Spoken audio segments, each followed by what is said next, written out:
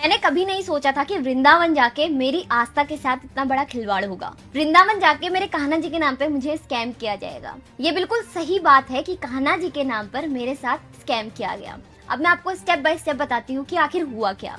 सबसे पहले मैं गई थी बाके बिहारी जी के टेम्पल, वहाँ कुछ नहीं हुआ। वहाँ मैंने बहुत ही शानदार तरीके से भगवान जी के दर्शन किए। उसके बाद मैं गई थी प्रेम मंदिर, वहाँ भी मैंने बहुत ही अच्छे तरीके से दर्शन किए। वहाँ भी मुझे कुछ ऐसा नहीं लगा कि स्कैम हो रहा है। उसके बाद मैं गई थी इस्कॉन टेम्पल, वहां पर भी ऐसा कुछ नहीं था। लेकिन बात शुरू हुई तब जब मैं गई निधिवन में रिक्शे से जाते हुए हमें एक आदमी मिला। उसने कहा कि 100 रुपए में मैं आपको निधिवन के दर्शन कराऊंगा। आप लोगों को पता है कि मैं जहाँ भी जाती हूँ वहाँ एक गाइड जरूर लेती हूँ। लोकल था तो मैंने उसको रख लिया।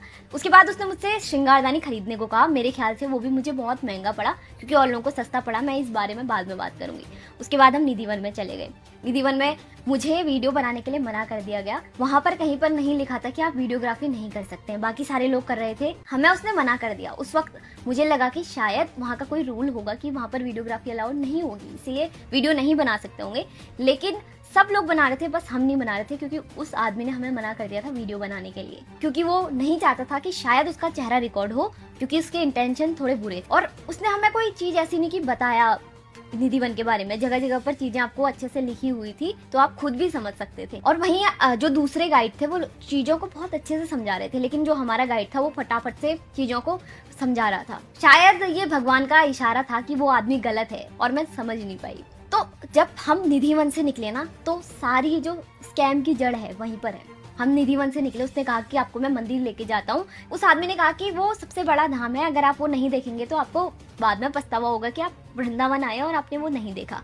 ठीक है, वो हमें ले गया, लेकिन वो ऐसी गलियों से हमें ले गया, वहाँ कोई आदमी नहीं था, मतलब टूरिस्ट नहीं थे। अगर आप कहीं घूमने जाते हैं तो जो भी मंदिर होते हैं वहाँ पे बहुत भीड़ होती है, खचाखच। आपको, हम जैसे निधिवन गए, वहाँ पर भी पैर रखने के लिए जगह नहीं थी, बहुत भीड़ थी। हम बाके बिहारी जी के टेम्पल में गए, वहाँ पे भी बहुत भीड़ थी। हम प्रेम मंदिर गए, वहाँ पे बहुत भीड़ थी। लेकिन कोई भी मंदिर में हमसे पैसे चार्ज नहीं किए गए। हमने अपनी आस्था से जितने पैसे दिए वो दान पत्र में डाले, और उसके अलावा कोई भी कहीं भी किसी ने पैसे की मांग नहीं करी थी। जैसे ही हम उस आदमी के साथ वो मंदिर के पास पहुंचने वाले थे, तो उसने हमें बड़े बड़े हॉल दिए। उसने कहा कि हम उन बुजुर्ग लोगों को लगते हैं जो अपने माँ बाप को निकाल देते हैं। तो मेरे मन में बड़ा अच्छा लगा कि लोग कितने अच्छे हैं कि मदद कर रहे हैं, वहाँ पे बूढ़े बुजुर्ग लोगों को रख रहे हैं, उनकी देखभाल कर रहे हैं। उस वक्त हमें वहाँ पे कोई दिखा नहीं। हमने उससे पूछा तो उसने कहा कि अभी सब भजन कर रहे हैं, तो वो लोग अंदर हैं। तो उस पर इतना ध्यान नहीं दिया, क्योंकि हम जैसे अच्छे होते हैं ना, हम सोचते हैं कि दूसरा भी अच्छा ही है। हम कभी मतलब फर्स्ट उसमें सोचते नहीं है कि वो हमारे साथ बुरा भी कर सकता है। वो हमें मंदिर के अंदर ले गया। जैसे हम मंदिर के पास पहुंचे ना, किसी का घर था, और बिल्कुल सुनसान सी गली थी, वहाँ पर कोई भी नहीं था। वो किसी का घर था, घर के नीचे मंदिर बना हुआ था, और वहाँ पर बहुत सारी शिलाएं वगैरह लगी हुई थी, उस पर लोगों के नाम लिखे गए थे। हम अंदर गए तो उन्होंने हमें बताया कि ये बहुत पुराना मंदिर है, यहीं सब कुछ उत्पन्न हुआ है, यहीं पे सब लोग आते हैं, यहाँ पे बड़े बड़े लोग आए हुए हैं, उन्होंने चढ़ावा चढ़ाया है। उन्होंने हमसे पूछा भी नहीं, उन्होंने सीधे बोला कि आप कितने रुपए दान करोगे, इतने इतने इतने इतने या कितने। ऑप्शन नहीं दिया कि आप बिना पैसे दान करे हुए जा सकते। मैंने कहा कि मेरे पास कैश बहुत ज़्यादा नहीं है, तो उन्होंने कहा कि आप UPI कर सकते हो, कोई बात नहीं, आप हमारे बैंक में ट्रांसफर कर सकते हो, हमारे पास कार्ड वाला भी सिस्टम है, आप कार्ड से भी पेमेंट कर सकते हो। तो जो पंडित वहाँ पे बैठे हुए थे उन्होंने मुझसे कहा कि जो आप पैसे दान करोगे वो पैसे आपके सीधे उन बुजुर्ग माता पिताओं को जाएंगे जो बेचारे रोड में असहाय घूमते हैं, जिनको हमने अपने घरों में, मतलब अपने आसपास जो आश्रय दिया हुआ है वो वहीं रहते हैं। उनके खाने का, पीने का, रहने का इंतजाम हम करते हैं। तो ये जो पैसे आप दान करोगे ये उनकी वेलफेयर में जाएंगे। तो मुझे बड़ा अच्छा लगा कि चलो हम कोई पैसे देंगे तो कितनी अच्छी बात है कि वो वेलफेयर में जाएंगे। उन्होंने हमें एक पर्ची बना के दी, मैंने बहुत अच्छा खासा अमाउंट उनको दिया, और उन्होंने एक पर्ची बना के दी। तो जैसे ही हमने उनको पैसे दिए तो वो जो हमारा गाइड था वो फटाफट से वो पंडित जी के पास गया। उसने कहा कि आपने इनसे 56 भोग के पैसे नहीं लिए। इस तरीके का थोड़ा सा मुझे अजीब सा लगा कि कैसे बात कर रहे हैं। हाँ, तो उन्होंने मुझसे ये बात भी कही थी कि आपने पैसे जो डोनेट किए हैं उसमें आपकी एक शिला बनेगी, उसमें आपकी नाम लिखा होगा। उन्होंने मेरी मम्मी का नाम, मेरे पूरे खानदान का नाम लिया, और कहा कि शिला आपके बन के हम लगवाएंगे, 1 वीक में आपको फोटो व्हाट्सएप मिल जाएगा। लेकिन जो पर्ची थी उसमें ना तो कोई फ़ोन नंबर था, ना कोई चीज़ें थी। उसके बाद उन्होंने बहुत तरीके से हमको पैसे निकलवाने की कोशिश करी, लेकिन फिर मुझे थोड़ा सा ये शक हुआ कि उन्होंने कुछ गड़बड़ कर दी है, क्योंकि वो बार बार पैसे मांग रहे थे। और आज तक मैंने जितने भी गाइड लिए ना, किसी ने भी मेरे साथ ऐसा नहीं किया है कि आप यहाँ पैसे दो, आप वहाँ पैसे, कभी भी नहीं। वो हम पे छोड़ देते हैं कि क्या आपको लेना है, क्या आपको नहीं लेना है, कोई भी गाइड।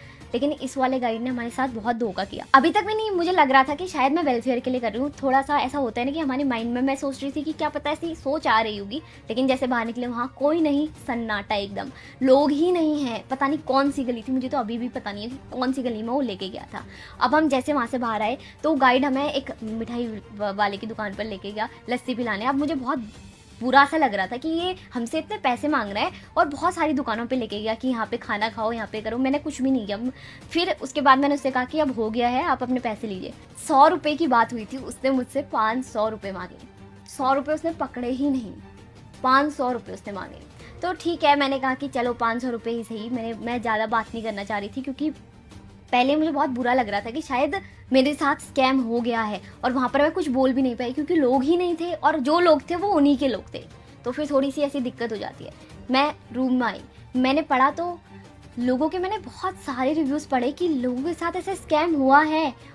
लेकिन उस वक्त भी आने के बाद भी मुझे लगा कि क्या पता ये कोई दूसरे लोग हों, वो कोई दूसरे लोग हों। मुझे मतलब पूरा फिक्स नहीं थी कि मेरे साथ स्कैम हो गया। लेकिन आज इस बात को 2 महीने हो गए और मैंने बाद में घर आने के बाद अभी ये सारी चीज़ें दोबारा से पढ़ी तो मैंने रिव्यूज़ में देखा कि लोगों के साथ ऐसा स्कैम हुआ है, और जो लोग इन्हें पैसे नहीं देते हैं ये लोग उन्हें गालियाँ भी देते हैं, और हो सकता है कि वो ऐसी जगहों पर उन्हें लेके जाते हैं कि उन पर हमला भी हो सकता था। बहुत सारे लोगों ने लिखा है कि उन्हें गालियाँ दी गई जिन्होंने पैसे नहीं दिए भगवान के नाम पर, और उन्हें गालियाँ दी गई और वहाँ से भगाया गया।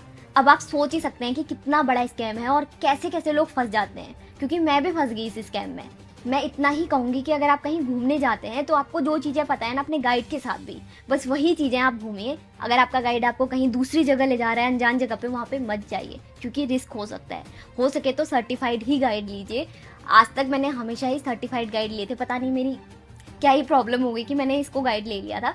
ये सबसे बड़ा रूल। और दूसरी बात, आप जहाँ पर भी घूमने जा रहे हैं, सबसे पहला आपका रूल है, आपको गूगल में चेक करना है वहाँ के स्कैम। आपको सबसे पहले ये चेक नहीं करना है कि मैं यहाँ घूमने जा रहा हूँ, क्या क्या घूमने की जगह, नहीं। आपको ये चेक करना है कि मैं यहाँ घूमने जा रहा हूँ, यहाँ कैसे कैसे स्कैम होते हैं। ये सबसे मेन रूल है। उसके बाद आप चेक कीजिए कि आप कहाँ कहाँ घूमने जा सकते हैं। जैसे मैं वृंदावन गई थी, तो वृंदावन स्कैम अगर आप सर्च करेंगे तो आपको ऐसी चीज़ें मिल जाएंगी और आप सतर्क हो जाएंगे। मैं वृंदावन गई, मेरा पूरा सफ़र वृंदावन का बहुत ही अच्छा था, लेकिन लास्ट में जब मैं निधिवन गई ना, तो इस वजह से मेरा सफ़र थोड़ा सा ख़राब हुआ। मुझे बहुत बुरा लगा कि जो पैसे मैंने दिए थे वो वेलफेयर के लिए यूज़ नहीं होंगे। मैंने तो उन बूढ़े लोगों के लिए पैसे दिए थे जिनका कोई घर बार नहीं है। क्या उनको वो पैसे मिले होंगे, मुझे अभी तक इस बात का पता नहीं है। लेकिन अगर आप लोग भी जा रहे हैं ना, तो अनजान जगहों में जाने से बचिए। जहाँ सब लोग जाते हैं आप भी बस वहीं जाइए।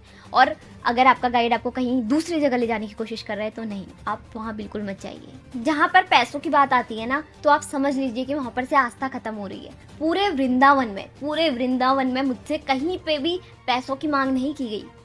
बस ये इंसान था, इसकी वजह से मेरी जो आस्था पे ठेस पहुंची, वो मुझे बहुत बुरा लगा। और मैं नहीं चाहती हूँ कि किसी और के साथ भी ऐसा हो। तो प्लीज़ आप लोग अगर घूमने जा रहे हैं तो सबसे पहले उस जगह के स्कैम देखिए कि क्या क्या स्कैम है, और जो लोग आपको अनजान जगहों पे ले जा रहे हैं प्लीज़ वहाँ जाने से तो बचिए। और लोगों के साथ भी शेयर कीजिए ताकि लोगों को पता चले कि लोग आपके आस्था के साथ कितना